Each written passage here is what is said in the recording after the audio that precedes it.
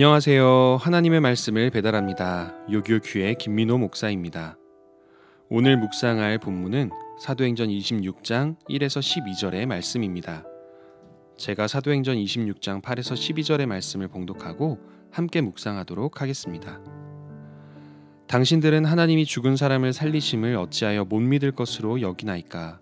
나도 나사렛 예수의 이름을 대적하여 많은 일을 행하여야 될 줄 스스로 생각하고 예루살렘에서 이런 일을 행하여 대제사장들에게서 권한을 받아가지고 많은 성도를 옥에 가두며 또 죽일 때에 내가 찬성 투표를 하였고 또 모든 회당에서 여러 번 형벌하여 강제로 모독하는 말을 하게 하고 그들에 대하여 심히 격분하여 외국 성에까지 가서 박해하였고 그 일로 대제사장들의 권한과 위임을 받고 다메섹으로 갔나이다. 몇 년 전에 서울에 있는 모 선교회에서 일하던 친한 목사님을 따라 길거리 예배를 몇 차례 드린 적이 있었습니다. 이 목사님은 노숙자들에게 복음을 전하고 그들이 새로운 삶을 살 수 있도록 돕기 위해 정기적으로 노숙자들이 많은 거리에서 예배를 드리고 찬양과 설교를 통해 설득된 노숙자들을 여러 재활센터에 연결시켜주는 역할을 하고 있었습니다. 몇 번 따라가서 돕고 예배를 드려보았을 뿐이지만 얼마나 힘든 사역인지 느낄 수 있었습니다. 골목길을 돌아다니며 노숙자 한 명 한 명에게 말을 걸고 먹을 것과 생필품을 나눠주고 예배 장소를 알려주고 설득하는 것은 매우 고된 일이었습니다. 그러나 가장 힘들어 보이는 순간은 그 지역 주민들로부터 심한 컴플레인을 받으실 때였습니다. 당신들이 노숙자들과 예배를 드리고 정기적인 모임을 가지는 바람에 이곳 집값이 떨어지고 거리에서 냄새가 난다면서 소리를 지르는 이들에게 죄송하다고 빌면서도 같이 예배드리는 노숙자들이 상처를 받을까봐 모두 착하고 깨끗한 분들이라고 변호하는 모습이 얼마나 안타까우면서도 아름답게 보였는지 모릅니다. 사람들의 불만을 정면으로 받아내는 그 목사님의 관심사는 자기 자신의 안위를 지키는 것에 있지 않았습니다. 자신이 선한 일을 하려는데 왜 방해하냐며 화를 낼 법도 한데 절대 그렇게 하지 않았습니다. 노숙자들이 모여드는 것이 아니라 원래 많았던 지역이어서 오게 된 것이라며 변명을 할 법도 한데 그런 변명조차도 하지 않았습니다. 심지어 모여든 노숙자들 중 누군가가 거리에 침을 뱉어 경범죄로 신고한다는 협박을 들었을 때 이 목사님은 자기가 뱉은 침이라며 사과하고 휴지로 닦기도 했습니다. 자신의 안위를 생각하지 않고 오로지 그 예배에 모여든 노숙인들이 예배에 집중하고 상처받지 않고 거절감을 받지 않고 희망을 잃지 않게 하는 것에만 최선을 다했던 것입니다. 저는 오늘의 본문을 보며 이 목사님 생각이 났습니다. 바울 역시 자기 자신이 고소당하여 신문을 받는 상황에서도 자기를 변호하기보다 복음을 변호하고 변증하기 위해 최선을 다하고 있기 때문입니다.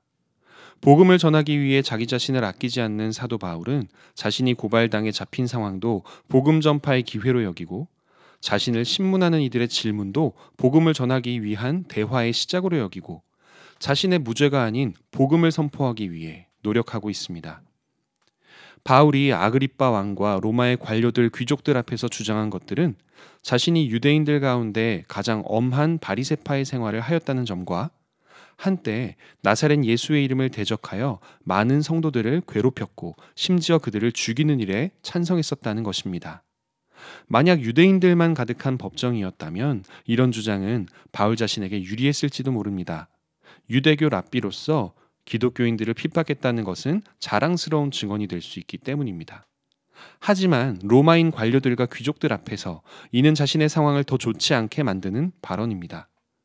유대교에 관심이나 열정이나 신앙이 없는 이들에게 바울이 기독교인들을 괴롭혔다는 말은 결국 누군가를 로마법에 근거하지 않고 핍박하고 죽이는 일에 동조했다는 범죄의 고백일 뿐이기 때문입니다.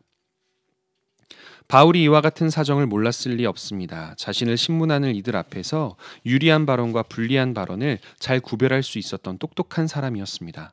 그럼에도 바울은 그 불리한 발언을 통해 복음을 전할 기회를 엿본 순간 고민하지 않고 복음을 전했습니다. 어떻게 바울이 이렇게 당당하게 복음을 전할 수 있었던 것일까요?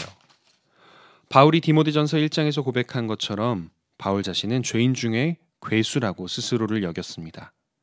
왜냐하면 모든 죄인들, 모든 사람들, 그들을 구원하시기 위해 오셨던 예수님을, 그의 몸된 교회를 바울이 공격했기 때문입니다. 죄를 짓는 것도 큰 죄인데 그 죄를 사하시기 위해 오신 죄 없으신 분의 몸된 교회를 공격했던 것, 그것은 너무나도 큰 중죄이기에 나는 죄인 중에 괴수라고 이야기를 했던 것이죠. 그리고 그와 같은 큰 죄를 지었음에도 불구하고 예수님의 값없는 구원의 은혜를 받았기 때문에 바울은 자신의 삶을 자신의 것으로 여기지 않았습니다.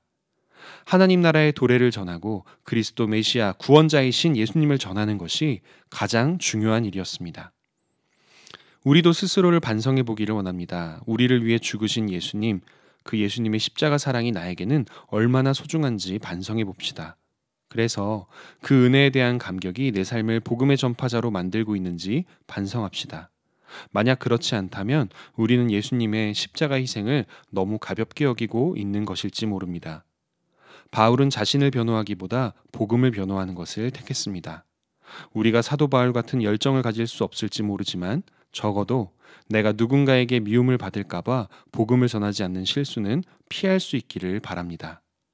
친구들에게 교회 가자고 권유했다가 사이가 어색해질까봐, 친척들에게 기독교 신앙을 전하다가 눈치를 받을까봐 가만히 입을 다문다면 그들은 여러분을 통해 구원의 길에 올라설 기회를 영영 잃는 것입니다.